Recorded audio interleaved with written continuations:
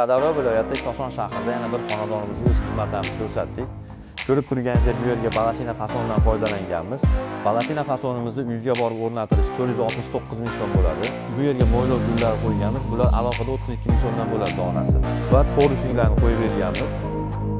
Bularni 51 turbada bo'ladi, 09 qalinlikda uyga borib o'rnatilishi 180 ming so'm bo'ladi. O'zgacha ko'rinishda balashina soqa fasondan ham bu yerga foydalanganmiz. Ekosi uyg'unlashgan holda zo'r chiqadi. Buni 1 metri 550 ming so'm uyga borib o'rnatilishi. Mo'ylov gullarimiz 32 ming so'm, tumbalarimiz 5 ming so'mdan chiqadi.